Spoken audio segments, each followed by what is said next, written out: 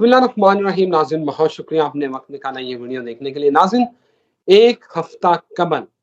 شام کے حکمران بشار الاسد کا تختہ الٹنا تقریباً ناممکن لگ رہا تھا، مگر اس وقت شامی جنگجوؤں نے دمشق کے اوپر قبضہ کر لیا ہے اور بشار الاسد کے 24 سالہ جو اقتدار ہے اس کا خاتمہ ہو چکا ہے. ناظرین جب میں یہ ویڈیو بنا رہا ہوں اس وقت کوئی 6:15 ہو چکے ہیں اور خبریں یہ آ رہی ہیں کہ بشار الاسد کا جو طیارہ ہے اس کو حادثہ پیش آیا ہے اور وہ گر کر تباہ ہو چکا ہے، اور ابھی تک اس خبر کی تصدیق نہیں ہو سکی کہ شامی صدر بشار الاسد جو ہے وہ اس حادثے میں ہلاک ہو گئے ہیں یا ابھی زندہ بچے ہیں. ناظرین روس اور ایران کی سپورٹ بھی جو ہے وہ بشار الاسد کو نہیں بچا سکی. مبینہ طور پہ یہ کہا جا رہا ہے کہ یہ شامی جنگجو جو ہیں ان کو اسرائیل کی جو سپورٹ ہے وہ حاصل ہے، مگر سب سے بڑی اہم بات یہ ہے کہ اس کے بعد کیا ہونا ہے، اور جو ہونا ہے وہ زیادہ خطرناک ہے. عرب ممالک اس آگ سے کیسے بچیں گے؟ کیونکہ اسرائیل نے مشرق وسطیٰ میں اپنے قدم مضبوط کر لیے ہیں. بشار الاسد کے حوالے سے یہ کہا جاتا ہے، ان کے مخالفین یہ الزام لگاتے ہیں کہ وہ ایک مطلق العنان جابر اور ظالم حکمران تھا. جو ویڈیو فوٹیجز آ رہی ہیں کہ اس نے خاندانوں کے خاندان قید کر رکھے ہوئے تھے، لیکن ناظرین اسرائیل کی سپورٹ سے شامی جنگجوؤں نے بہرحال قبضہ کر لیا ہے اور وہ اس وقت وزیر اعظم جو ہیں شام کے ان کو ساتھ لے گئے ہیں 4 سیزن ہوٹل میں تاکہ اقتدار کی منتقلی جو ہے وہ عمل میں لائی جا سکے. لیکن اس سے بڑی سب سے بڑی اہم بات یہ ہے آگے کیا ہوگا، آگے کیا ہونا ہے یہ جانتے ہیں. دا ویری فیمس اسٹرالوجر محمد اسامہ علی، آپ بزنس کنسلٹنٹ بھی ہیں، ریلیجیس اسکالر بھی ہیں. اسامہ صاحب تختہ تو الٹا گیا، آگے کیا دیکھ رہے ہیں؟ بسم اللہ الرحمن الرحیم، الحمدللہ رب العالمین، اللہم صلی علی محمد وعلی محمد. دیکھیں یہ جو ہم بار بار ایک روایت جو بڑی مشہور ہے زمانہ، جس کا ہر جگہ آخری ٹائم اینڈ آف ٹائمز میں ذکر ہوتا ہے، اس میں شام میں خیر باقی نہیں رہے گی تو دنیا میں خیر باقی نہیں رہے گی.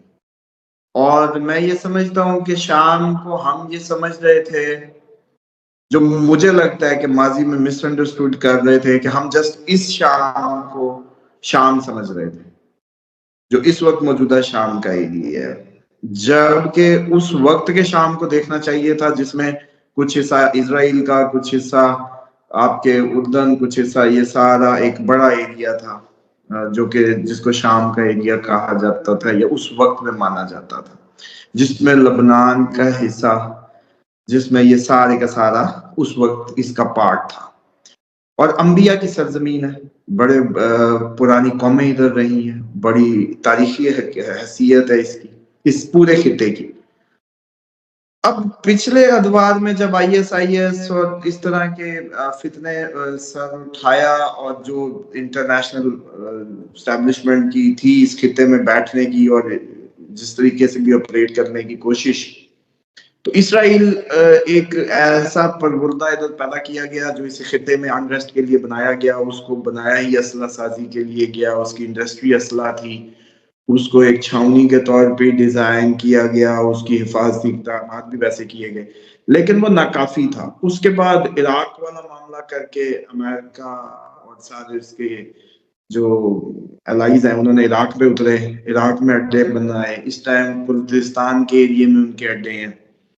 اور وہ کرد ایریا کا بھی سیم ایشو ہے جیسا کہ ہمارا کشمیر کا ایشو ہے. وہاں بھی وہ کشمیری، جیسے ہمارے ہاں انڈیا کا کشمیر، پاکستان کا کشمیر اور GB کا ایریا، اور یہ سارا وہ کہتے ہیں کہ ہم ایک ہی کشمیر کا ڈیمانڈ کرتے ہیں. سیم ایز اٹ از کرد بھی شام کا کچھ ایریا، ترکی کا کچھ ایریا اور عراق کا کچھ ایریا، وہ سارا کلیم کرتے ہیں کہ ہمارا کردستان بننا چاہیے. اور اربل میں موسٹلی جو سب سے بڑی ایمبیسی امریکہ نے بنائی اپنی، وہ کردی علاقے کے قریب بنائی. اب مسئلہ یہ تھا کہ رشیا نے پچھلے ادوار میں، شام اس کا کلائنٹ تھا، کسٹمر تھا، اسلحہ اس کو بیچتا تھا، اس کی سیکیورٹی کی ذمہ داریاں بھی رشیا ادا کر رہا تھا. بشار الاسد کی محبت میں نہیں، اس خطے میں اپنی ایگزسٹنس بنانے کے لیے امریکہ کے بارڈر ٹو بارڈر اس کو یہاں سے کاؤنٹر کرنے کے لیے، اور جو کہ اب خطرہ اس کے لیے بڑھ گیا تھا، جیسے پچھلے دنوں میں نے ذکر بھی کیا تھا کہ یورپ کی سائڈ سے وہ بالکل اپنا فیس کر رہا ہے، لیکن اس کو خطرہ ہے کہ امریکہ جو ہے اسرائیل کے قریب، اسرائیل کے بہانے اتنے بیڑے لا کے کھڑا کر رہا ہے اور پھر وہ اپنی ایگزسٹنس بھی بنا رہا ہے، تو یہ ادھر سے ٹائیڈ اپ کرنے کے لیے ہوگا رشیا کو۔ اور اب یہ میں سمجھتا ہوں کہ رشیا کے اوپر جو ہے وہ رشیا کو پش کیا گیا بیسیکلی شام سے۔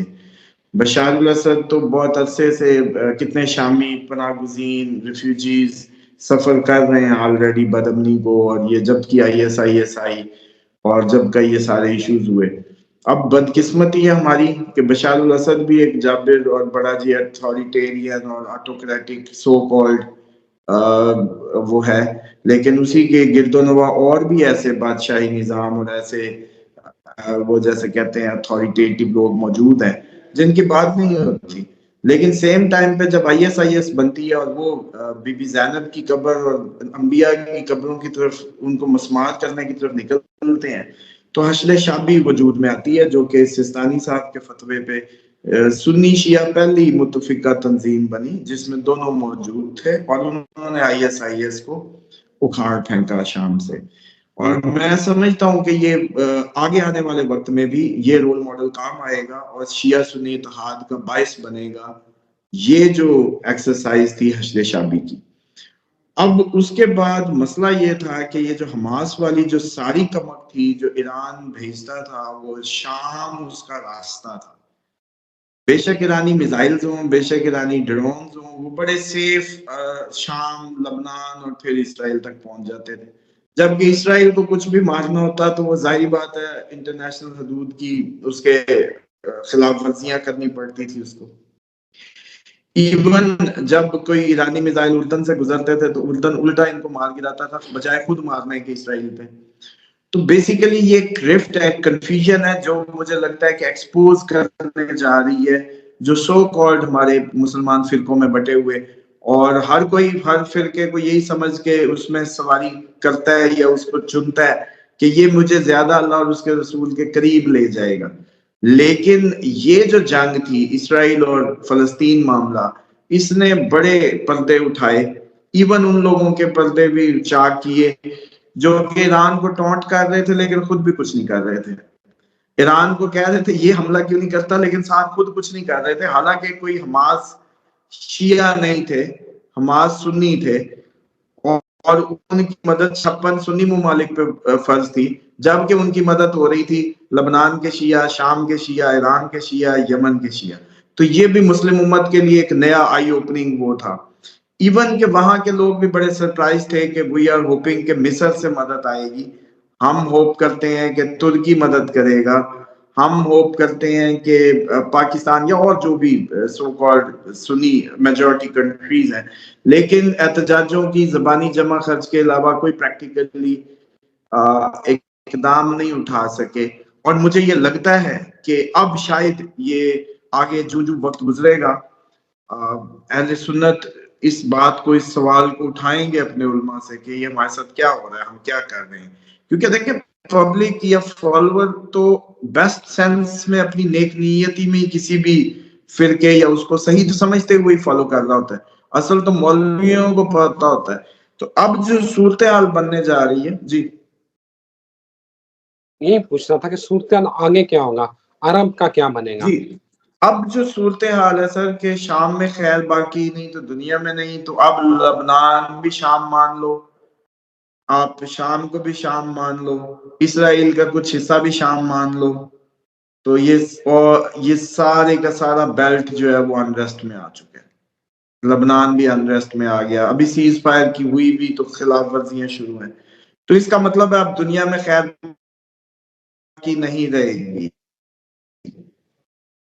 اس مفہوم پہ پوری اترے گی۔ اور یہ پریڈکشن جو ہم کر رہے تھے کہ جنگیں تو بڑھ ہی رہی ہیں، ان میں کوئی کمی نہیں آ رہی، ہاں تھوڑا عرصے کا سکوت ہو سکتا ہے،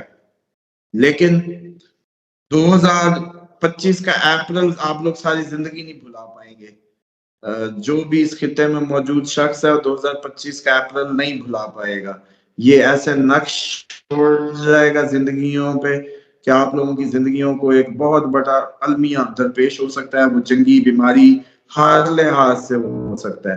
اور اپریل 2025 اپریل فول ایسا بنائے گا کہ آپ لوگ یاد کریں گے. کیوں؟ کیونکہ اس وقت میں پلانیٹری پوزیشنز ایسی الائنمنٹ نظر آ رہی ہے کہ مان لو کہ ابھی سیز فائر کے دن ہیں، ٹیکنیکلی جنگیں تھوڑی دیر کے لیے رکنے کے دن ہیں، سیٹرن کا موشن ایسا ہے، لیکن رضوان صاحب اپریل 2025 جو ہے نا، بس پھر وہ اتنا موقع بھی نہیں ہوگا کہ ہمیں ہی آگے کچھ کہہ سکیں کہ جی آپ کی پریڈکشن درست ہوگی یا غلط ہوگی یا صحیح ہوگی. بس اس حد تک تباہ کن ثابت ہو سکتا ہے، وہ یورپ کے لیے بھی، مڈل ایسٹ کے لیے بھی. باقی یہ ہے کہ مسلمانوں کو یہ سوچنا ہے کہ ایک شام کی جو یہ بشار الاسد ایک ڈکٹیٹر کے نام پہ کہاں نہیں ہے ڈکٹیٹرشپ، طیب کب سے آ کے بیٹھا ہوا ہے. باقی ارد گرد ہمارے بادشاہ شہزادے کیا نام ہے سعودی، وہ کب سے ہیں، کویتی کب سے ہیں، قطری کب سے ہیں، یہ سب اس سارے خطے میں یہی بیٹھا ہوا ہے کہ وہاں آپ کے اسی طریقے کے لیڈر بیٹھے ہیں. لیکن یہاں چال بازی یہ ہوگی کہ لائن بند ہو گئی بیچارے فلسطینیوں کی، حماس کی جو مدد کی لائن تھی وہ بند ہو گئی. اب آپ دیکھیے گا کہنے کو یہ سنی کارڈ پلے کریں گے، لیکن یہ کبھی اپنی حماس کی مدد کے لیے وہ راستے سے ایران بھیجتا تھا، وہ سب ختم ہو جائے گا. یعنی کہ ایکچوئل جو یہ مشن ہے یا یہ سارا کچھ جو ہوا ہے وہ صرف اور صرف جو ایران مدد کر رہا تھا شام کے ذریعے حماس کی اور اسرائیل کی، یہ اس کے لیے یہ سب جو ہے وہ آپریٹ ہوا ہے. اسامہ صاحب thank you very much for your time. ناظرین اجازت دیں، پھر حاضر ہوں گے. اللہ حافظ.